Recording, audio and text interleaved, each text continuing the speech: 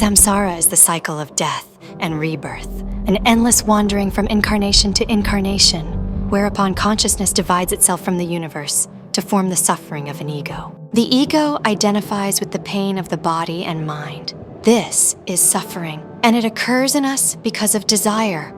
Desire is also known as craving. Craving is called so because it is a painful discomfort in our bodies and minds, so long as our desire goes unfulfilled or frustrated. This binds us to our egoic mind within samsaric living, which is engaging the cycle of death and rebirth as a separate entity experiencing birth and death, thus rebirth unto rebirth. This is called karma, which in plain English means action. Action could be characterized by turns, such as notes in music. You have turns in life to act. Sometimes you will speak, other times you'll listen. Sometimes you will move, and other times you will sit still. All action or doing is karma. Karma will always continue so long as you engage the ego and experience samsaric living. The way out of this is liberation or moksha, whereupon by pursuing the Dharma's universal law of conscious awakening, you will achieve nirvana or nibbana, which is the going out of the desire to be separated as an ego. Samsara is a dancer, like a teacher who teaches through showing, a radiant truth within your mind, like a brilliant diamond glowing.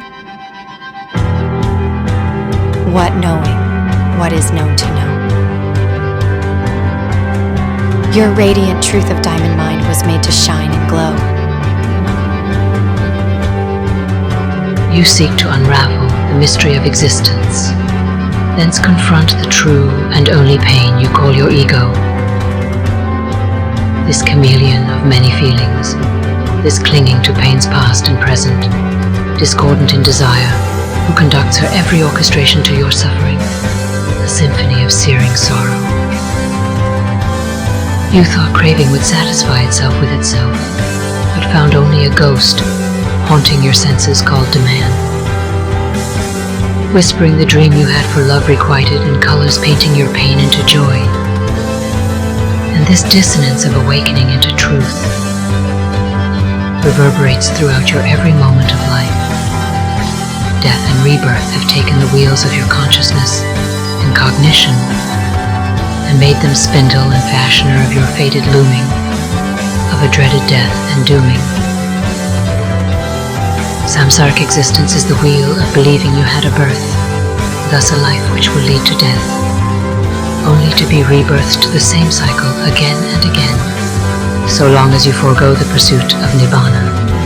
When nibbana occurs and desire of the ego's separation ends, the radiant truth of the mind can see through the storm of samsaric existence into the reality which contains the mind, and the mind which contains reality for having gone beyond duality. The diamond mind shall never again fail to see. It is unified by all reality, within and among reality. As we dance through death and rebirth, we believe thoughts which liken us to body or mind, or the suffering of likened bodies and minds. And thus do we identify with the pain of human beings living separated human lives individually, as egos.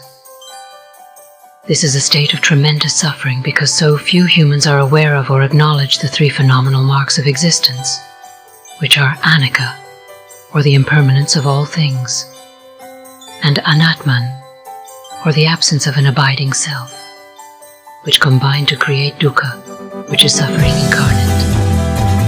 Only by acknowledging these avenues into suffering can we see there are also avenues out of them. We acknowledge that karma is like a swirling vortex, always trying to convince us into actions of passionate lusting or ignorant desires. But these are raga and moha, which destroy the ability to practice dharma, thus are obstacles to our meditation's nibbana. Accepting everything is impermanent, including that which I identify with, means letting go. Life is in the lotus. It blooms and blossoms for times tempered by transience, then passes away to wilt and die.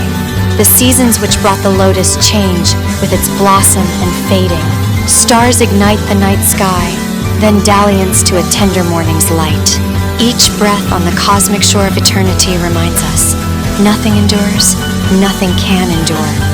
So where can I find the strength inside to defeat this overwhelming sadness? In the dance of Samsara, who has been my teacher this whole time, teaching me that every moment matters, because it is all real, and the mind contains all the universe, and the universe is in every mind.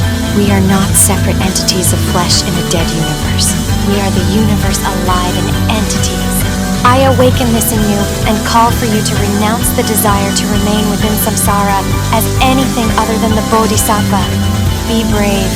Accept the call, for thine were heeded ever eternal upon immortal shores. Extant before the intermediate state of life, before the intermediate state between death and rebirth. You are the descendant of Buddha nature, who through the many manifold field of radiant existences has come to manifest now as the vow of the Bodhisattva. Accept the three phenomenal marks of existence. The tilakkhana. Your suffering of a transient world was rejecting the reality. Nothing can survive change, and continual suffering abides in the one who cannot open the mind to change.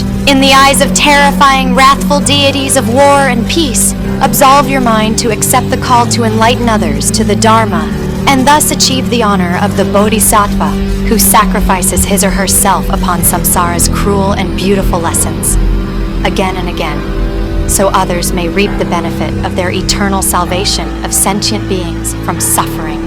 That is samsara as I understand it, as her adept student, and I praise her design as one of the most royal and exquisite perfection.